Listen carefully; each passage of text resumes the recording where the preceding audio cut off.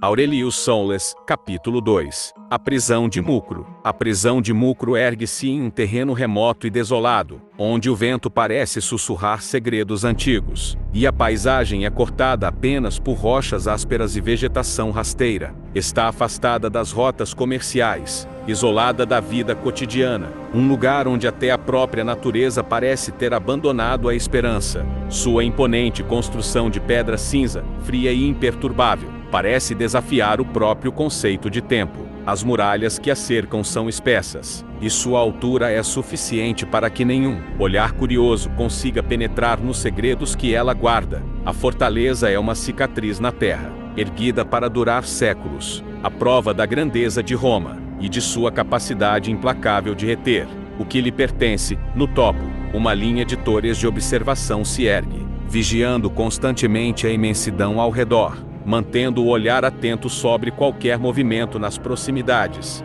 Mas, além das muralhas, nada se move. O que existe ali é um domínio absoluto, sem questionamentos, sem refúgio. A entrada é um portal de ferro pesado, adornado com símbolos do Império. Quando aberto, o som do metal ecoa como um estrondo, interrompendo o silêncio absoluto que reina dentro. Atrás da porta, um longo corredor se estende, sombrio e estreito, iluminado apenas por tochas cujas chamas vacilam na escuridão. O ar ali dentro é denso e úmido, impregnado de um cheiro de mofo e ferro velho, como se o próprio lugar estivesse sempre à beira do esquecimento. O som dos passos dos guardas, ressoando nas pedras ásperas, é abafado pela espessa camada de silêncio que os envolve. Nos corredores, o eco das correntes, arrastando-se pelo chão, é a única companhia para aqueles que ali estão. As celas, dispostas ao longo dos corredores, são pequenas e sombrias, como buracos no próprio coração da fortaleza. Não há janelas, apenas pequenas aberturas nas paredes de pedra, pelas quais a luz do sol mal consegue penetrar, deixando o interior das celas envolto em uma escuridão perpétua. Dentro de cada uma, o som de respirações ofegantes e os murmúrios de prisioneiros esquecidos quebram a quietude, mas nenhuma palavra é pronunciada com força suficiente para ser ouvida. Além das paredes grossas que a cercam, o isolamento é a regra. A cada passo, o prisioneiro sente o peso das pedras contra seus ombros, e o espaço apertado das celas parece pressionar sua mente, limitando seu movimento, seu pensamento, seu próprio ser. As correntes que prendem os prisioneiros são feitas de ferro grosso, frias ao toque, e arrastam-se pelos corredores com um som que penetra na alma, como se um aviso constante de que ali não há escapatória. A prisão de Mucro não oferece conforto, não há calor, apenas a frieza das pedras, e o sopro gélido do vento que se infiltra pelas pequenas aberturas nas paredes. A comida que chega é fraca, racionada, e o prisioneiro se vê forçado a aceitar o que lhe é dado, sem palavras, sem reações. O que importa ali não é a sobrevivência digna, mas a obediência, a conformidade com o silêncio imposto. As vigílias são constantes. Sentinelas patrulham os corredores e vigiando as celas, de forma a garantir que nenhum prisioneiro ouse imaginar uma fuga. As únicas interações com o mundo externo ocorrem quando oficiais romanos, em silêncio, entram para entregar ordens, ou para simplesmente observar o que já foi esquecido. O tempo dentro das muralhas parece ter parado, como se o próprio império tivesse se esquecido do que há ali. Em Mucro, não há liberdade, nem redenção. O prisioneiro é uma sombra, uma peça descartável, uma memória apagada. A prisão existe não para reabilitar, mas para sufocar, para extinguir qualquer vestígio de rebeldia ou esperança, tornando seus habitantes fantasmas que jamais encontrarão um caminho de volta à luz. No fundo mais profundo da fortaleza, onde a luz do dia nunca alcança, existe uma cela que é a mais temida por todos os prisioneiros. Ela não está marcada por nenhum sinal especial, nem por correntes douradas ou simbolismo de punição, mas todos que ali são levados sabem o que significa. É o lugar do esquecimento, o fim de qualquer resistência, a morte lenta para os que já não têm mais forças para lutar.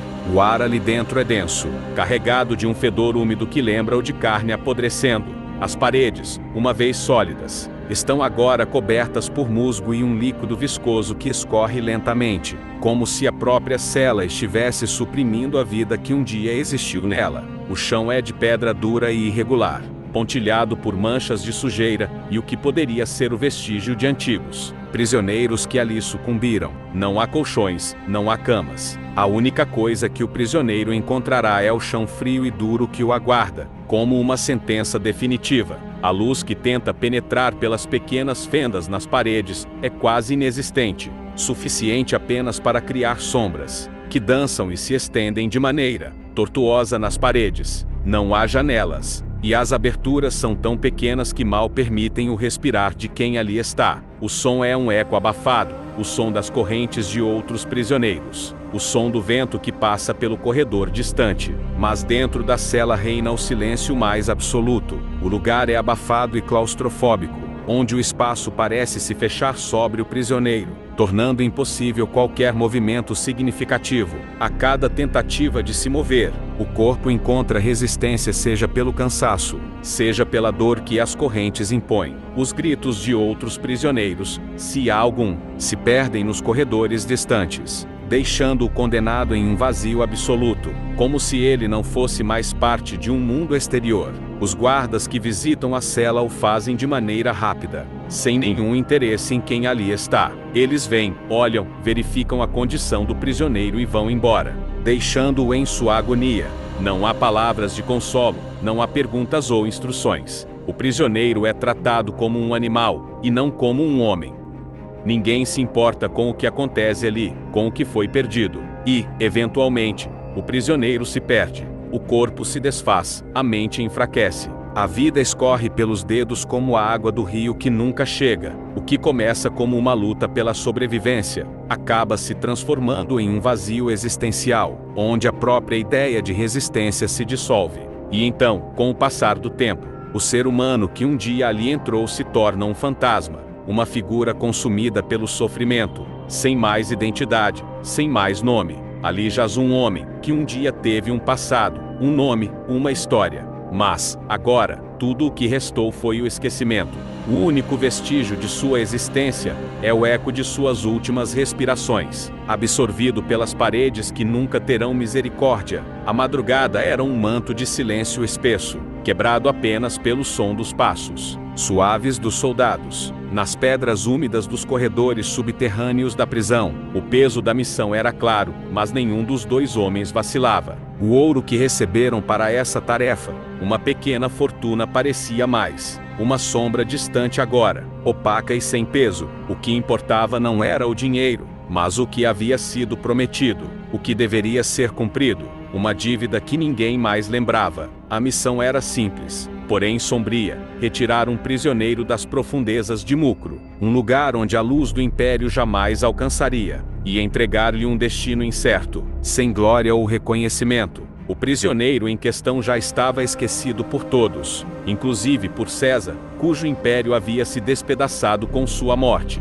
O homem que agora jaz naquela cela não tinha mais importância, nem para Roma, nem para a história. Mas para Ezra, ele ainda representava a promessa feita ao seu pai, uma palavra que não poderia ser quebrada. Os dois soldados aproximaram-se da cela com rapidez e precisão. Eles não trocavam palavras, pois sabiam o que havia de ser feito. O som da chave na fechadura foi a única coisa que quebrou o silêncio do corredor. A porta de ferro se abriu com um ranger sibilante, revelando o interior escuro e úmido da cela. O homem estava ali, como um espectro, deitado em um canto frio e implacável. Seu corpo magro e em estado de decadência estava em total abandono, como se a própria vida tivesse se esvaído lentamente de sua carne. Não havia mais vestígios de quem ele um dia fora. Seu rosto, envelhecido e marcado pelo sofrimento, refletia o esquecimento total que o tomara. Ele era um homem sem nome, sem história, um prisioneiro perdido nas sombras do Império. A única coisa que restava era a carne exausta e as correntes que o mantinham preso, uma lembrança silenciosa daquilo que ele foi, e de tudo o que já não era mais. Os soldados, movendo-se sem pressa, cortaram as correntes que ainda prendiam o prisioneiro à parede. Não havia resistência, e o homem não parecia sequer perceber os movimentos ao seu redor. O tempo parecia ter parado para ele. Ele não estava mais consciente da sua identidade, da sua condição. Ele havia sido esquecido, não só por César, mas por tudo e todos. O único caminho agora era a morte, ou algo tão distante e incerto quanto a vida. Está feito, disse um dos soldados, com uma voz quase sem emoção, enquanto o prisioneiro era levantado do chão com um esforço conjunto. Seu corpo flácido foi colocado nas costas dos homens como um fardo. O prisioneiro não reagiu, nem mesmo quando foi arrastado para fora da cela. Não havia mais existência em seus olhos, apenas um vazio profundo e imenso. O corredor escuro os levou até a saída da prisão. Lá, uma carruagem aguardava, discreta e silenciosa, estacionada na escuridão. Ezra, o homem que havia feito a promessa, estava à espera. Não havia expressões, nem em seus olhos, nem em sua voz. Ele era um homem de honra, e o que importava para ele era o cumprimento da palavra dada. Não importava que o prisioneiro fosse agora apenas um pedaço de carne, sem importância para Roma. Não importava que ele estivesse fora dos olhos de todos. Para Ezra, a promessa que fizera ao pai daquele homem ainda tinha peso. Quando o prisioneiro foi colocado na carruagem, os soldados não trocaram olhares. Não havia mais palavras a dizer. O pagamento já havia sido feito, e o contrato selado com um gesto que não requereria mais explicações. Eu cumpro a promessa. Apenas isso, disse Ezra, sua voz fria e sem emoção, enquanto observava os soldados se afastando. Já cientes de que não mais seriam vistos por Roma, eles desapareceriam, como fantasmas, no escuro. Ezra fez um gesto para que a carruagem seguisse. Dentro dela, o homem que já não tinha nome estava entre a vida e a morte, sendo levado para um destino que ele não poderia entender. Não mais. Nada mais estava dele, nem a esperança, nem a história. Ele estava além de Roma, além de qualquer lembrança. Apenas os ecos de seu passado, agora apagado, permaneciam, como uma sombra. Ali jaz um homem, sem passado, sem identidade. Apenas uma promessa cumprida. Se ainda está aí, é porque gostou dessa história. Siga-me, ative a notificação, curta, compartilhe e até o próximo capítulo. Obrigado.